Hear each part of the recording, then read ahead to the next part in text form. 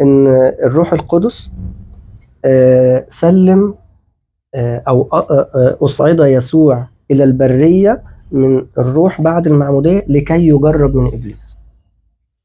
ربنا يسوع المسيح هو الطريق والحق والحياه. تمام، صحيح. احنا عمالين نمشي ثلاثيات النهارده. ايوه هو دي حاجة الطريق والحق والحياه. حلوة. فربنا يسوع المسيح اللي هو الطريق بيوريني امشي ازاي الطريق. فهو حصل الاتي: بني اسرائيل قعدوا 40 سنه في البرية. في البريه، وكانوا بيقعوا في الثلاث حاجات دول: شهوه الجسد، شهوه العين، وتعظم المعيشة. صحيح. ومن قبلهم ابونا ادم وامنا حواء.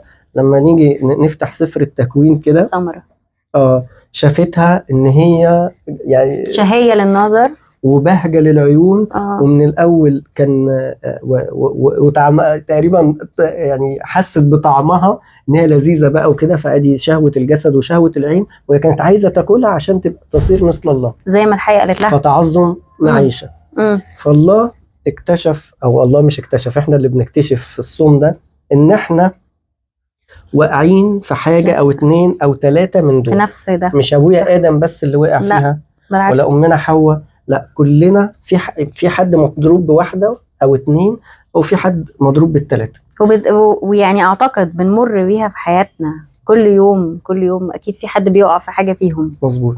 ولأن ربنا يسوع المسيح إحنا ولاده، إحنا وغاليين قوي عليه، فهو الطريق. فبيقول لي: يا ابني قبلنا عايز توصل، عايز تنتصر، يا رب أنا عايز أنتصر. طب اعمل كما سلك ذلك ينبغي، أو كما سلك ذاك ينبغي أن تسلكه.